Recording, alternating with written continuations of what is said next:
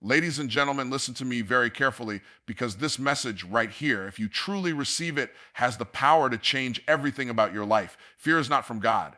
Fear is a lie. And the only power fear has over you is the power you keep giving it. Let me tell you something that will shatter the chains that have been holding you back. You were not created for fear. You were created for dominion. But see, most people have been programmed by the world to operate from fear. Fear of failure, fear of rejection, fear of lack, fear of what might happen. You know what fear really is? It's false evidence appearing real. It's a shadow with no substance.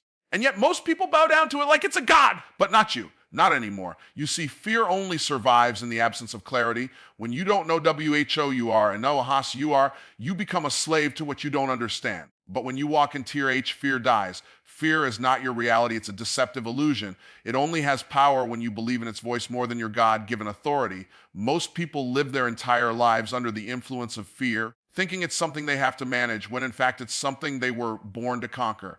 The first step to destroying fear forever is understanding that fear is a lie, not a fact. It is a suggestion, not a verdict. Fear speaks in whispers, in what-if-ifs, in worst-case scenarios. It paints pictures in your mind that feel real, but they're not. They're assumptions. They're projections. And if you don't learn to identify the lie, you'll build your entire life around something that was never true to begin with. Fear says you're not good enough. That's a lie. Fear says you'll fail if you try. That's a lie. Fear says people will reject you. Another lie. Fear says there's not enough. The biggest lie of all. Fear talks loud, but it has no substance.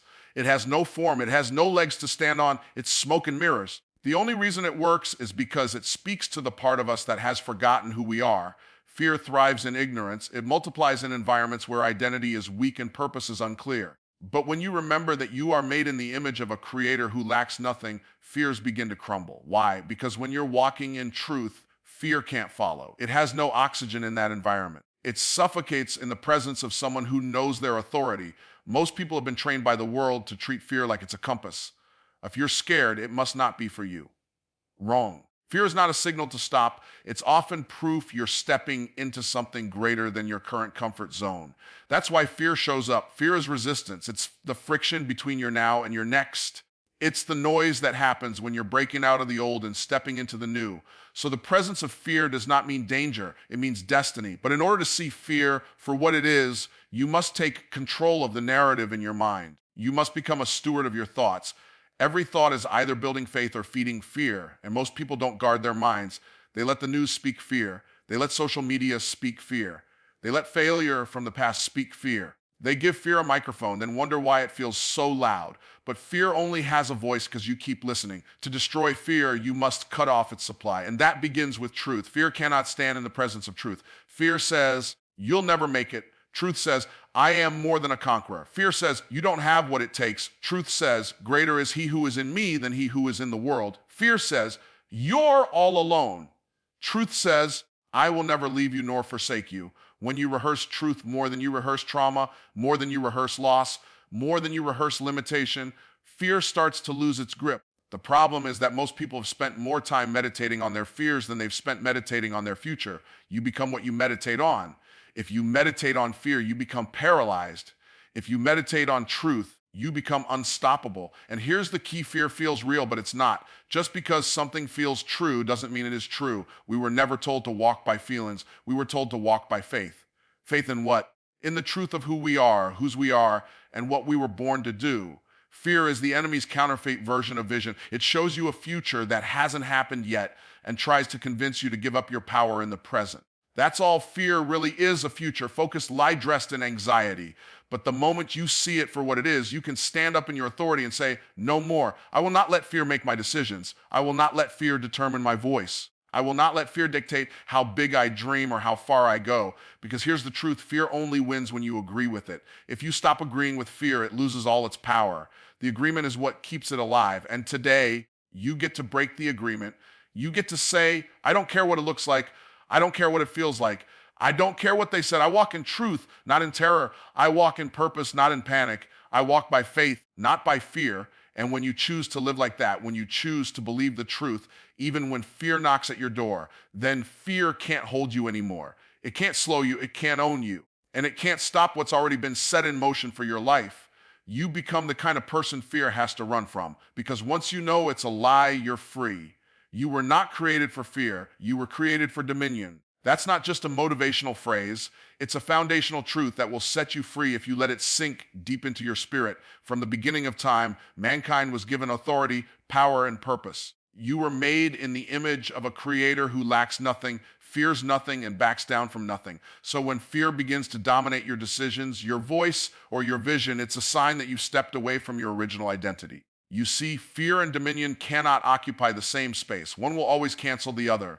When you understand that you were created to rule in life, not just survive it, fear begins to shrink. Why? Because fear thrives in the lives of people who don't know who they are. If the enemy can keep you confused about your identity, he can keep you afraid of your assignment. And when you're afraid of your assignment, you'll never step into your authority. That's how fear wins, not by being strong, but by you forgetting that you are. You were designed to dominate, not people, but purpose. Not through control, but through calling. You were built to be the answer to a problem on this earth. And when you're walking in purpose, there's no room for fear. Fear only enters when purpose is neglected or misunderstood. If you don't understand that you have a God-given assignment on this earth, you'll entertain fear as if it belongs in your life. But when you truly grasp that you are a king or queen operating in a realm of influence, fear becomes laughable. Most people don't live with dominion, they live with doubt. They question their worth, their ability, and their calling. And when you doubt what's inside you, fear grows louder. Doubt opens the door to hesitation, and hesitation gives fear space to operate. But dominion is the exact opposite. Dominion speaks with confidence. Dominion walks with authority. Dominion acts even when feelings are not in alignment. Dominion is the mindset that says, I'm not waiting for permission to become who I was already created to be. Let's be clear, this is not arrogance, it's alignment.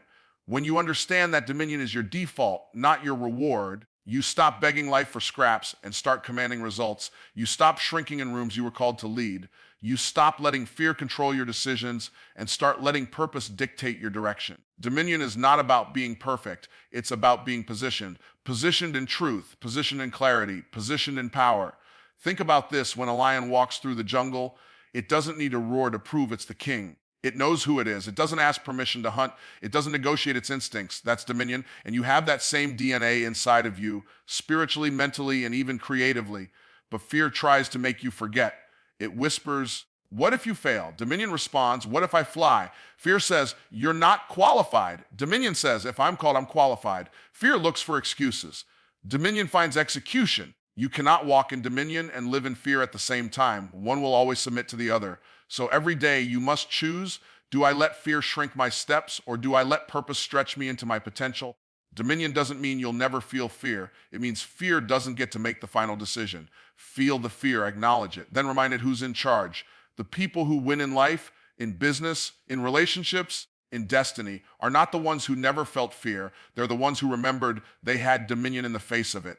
They understood that they were placed on this earth to reign, not to retreat. Fear makes you retreat. Dominion makes you rise. And here's what's beautiful: dominion isn't just about you. When you step into dominion, you give permission for others to do the same. Your boldness becomes contagious. Your faith becomes fuel for someone else. Your life becomes a model of what's possible when a person refuses to bow to fear and instead stands in the full truth of who they were created to be. So today, you have a decision to make, not tomorrow. Not when you feel better. Not when the conditions are perfect. Right now, will you allow fear to continue writing the script of your life, or will you step into the dominion that's already been written into your design? Because you weren't made for fear. You were made for victory. You were made for expansion. You were made to multiply, to lead, to build, to speak, to move, and to dominate the territory you were assigned to. When you start living like you believe that, fear loses its grip. Doubt loses its voice, and you start moving like someone who was born to reign. Because you were. Courage is not the absence of fear. It's movement in spite of it. This is a truth that separates those who stay stuck from those who step into greatness. Too many people are waiting for fear to disappear before they act. They're waiting for the perfect moment, the perfect mindset, the perfect amount of confidence. But the truth is, fear doesn't vanish before you move. It vanishes because you move. You don't wait for fear to leave the room. You walk forward with it watching and prove that it never had control to begin with. Most people think courage is a feeling. They think it's something that rises up in them and makes them feel ready. But courage is not a feeling. It's a decision. It's a choice to advance even when your hands are shaking, even when your voice is trembling, even when your mind is telling you 1,000 reasons why you're not ready. Courage is refusing to let fear sit in the driver's seat of your destiny. If you study the lives of people who achieved extraordinary things, you'll find that they weren't fearless. They were obedient to the call, obedient to the vision, obedient to what they knew they were created to do. They moved before they had it all figured out. They made the call, they took the risk, they started the business, they gave the speech, and most of them were scared while doing it. But they understood something most people don't. Movement breaks fear's momentum. Fear thrives in stillness. It grows stronger the longer you sit in it. The longer you hesitate, the more convincing fear becomes. It will start sounding reasonable, logical, even protective. But fear is not your protector, it's your prison. The way out is not to think about it more or pray about it forever or wait for a sign from the sky. The way out is to move. Take a step, write the email, make the call, speak the idea, publish the video. Courage doesn't come before action, it comes through it. And here's where many people get stuck. They believe the lie of that because they feel fear. It means they're not ready. But let me tell you something that will change your life if you grasp it. The presence of fear is often confirmation that you're stepping into something greater than your comfort zone. The fear you feel isn't a sign to stop. It's a signal that you're growing, you're expanding, you're accessing a level of potential you've never tapped into before. And that's a good thing. You cannot wait for certainty to take steps of faith. Faith is the ability to move without all the answers. It's the muscle that activates power before the results show up. And the more you use it, the stronger it gets. The first time you speak up, you might feel fear. The first time you launch your product, you might feel fear. The first time you set a boundary, you might feel fear. That's normal. But each time you move forward despite the fear, you build a new level of confidence. You prove to yourself that fear doesn't have the final word. We often think bravery is for special people, those with bold personalities or big platforms. But bravery is for anyone willing to act. You don't need to be the loudest or the strongest. You just need to be willing to move. Fear hates movement because movement activates purpose. Movement exposes lies. Movement reminds you that you're more capable than you feel. So don't wait to feel fearless.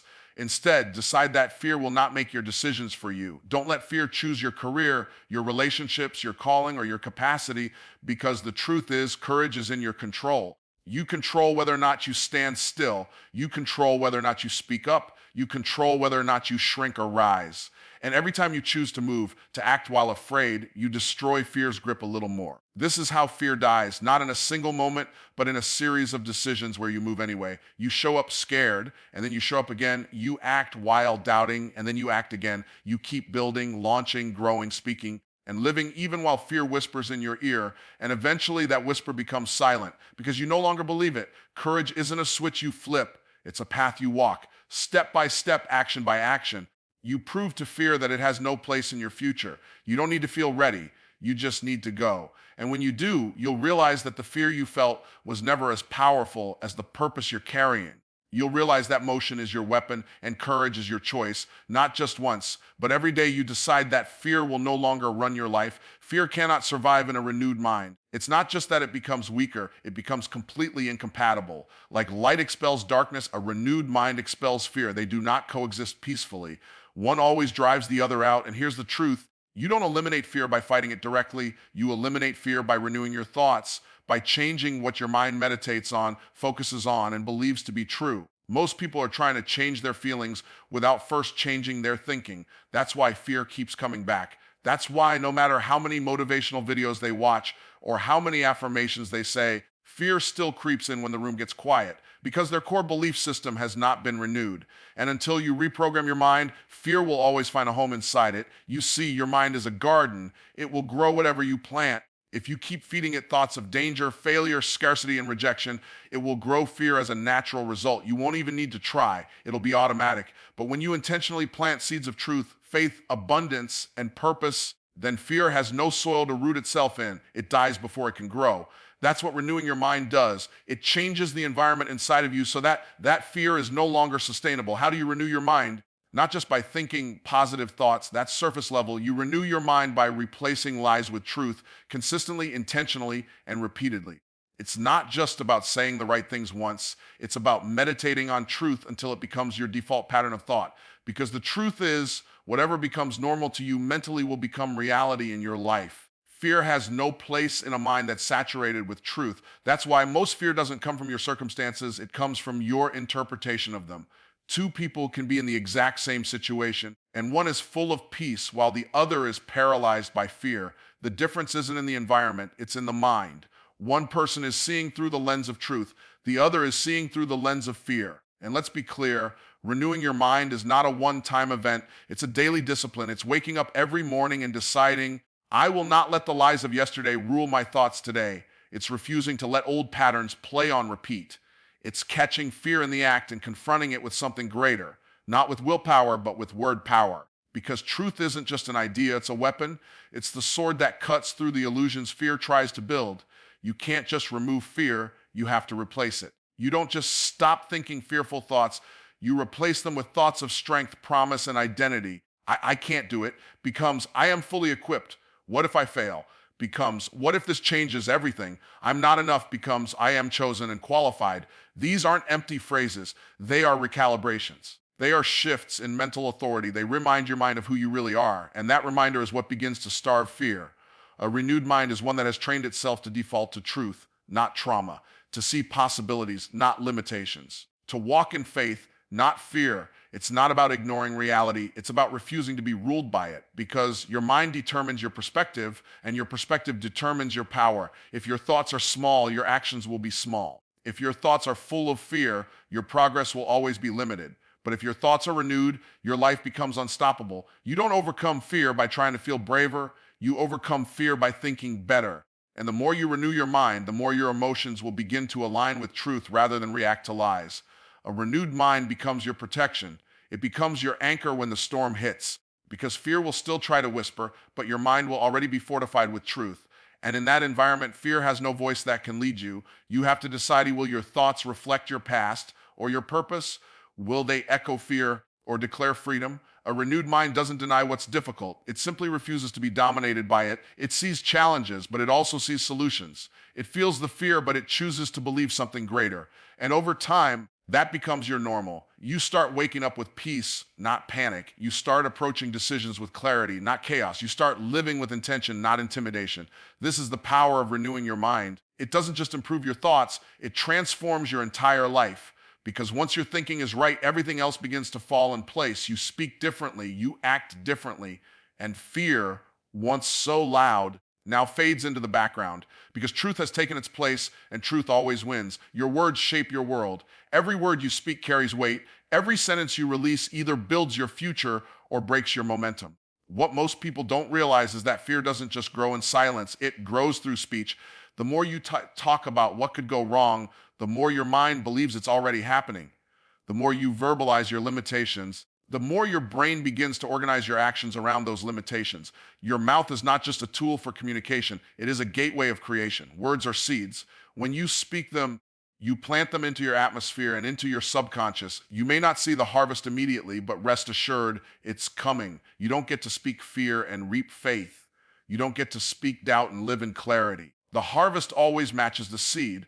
So if your life feels full of fear, anxiety, or limitation, you must begin by checking the words that have been coming out of your mouth. Most people speak based on what they feel instead of what they believe.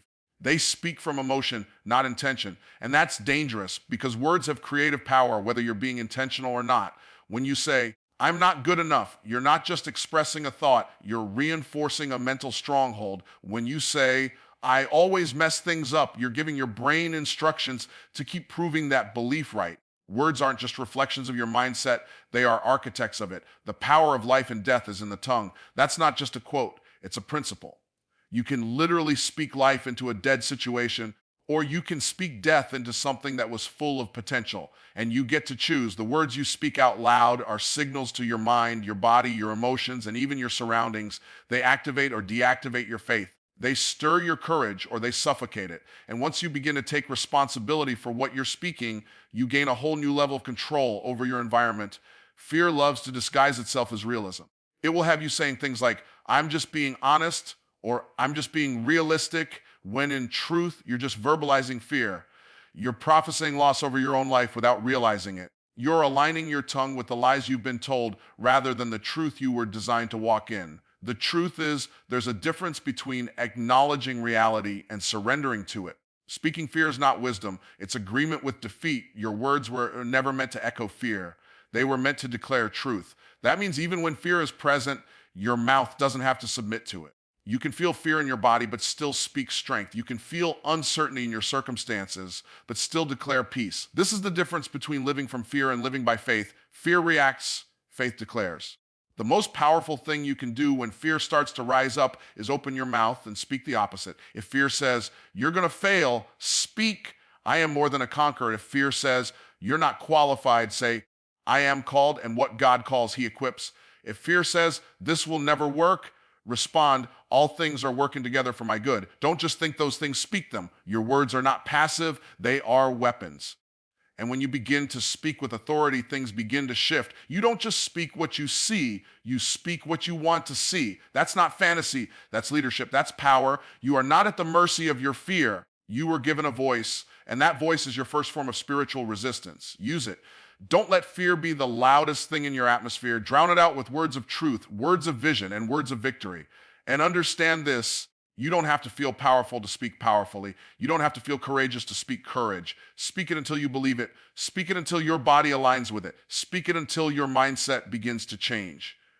Because eventually, what you say consistently becomes what you believe automatically. And once your beliefs change, your actions follow. And once your actions change, fear loses all access to your life. You may not be able to control every thought that enters your mind, but you can control every word that leaves your mouth. And when you begin to treat your words like the power tools they are, you'll see how quickly your world begins to transform. You'll stop repeating fear. You'll start releasing faith. And when your mouth and your mission are in agreement, there's no fear that can survive that alignment.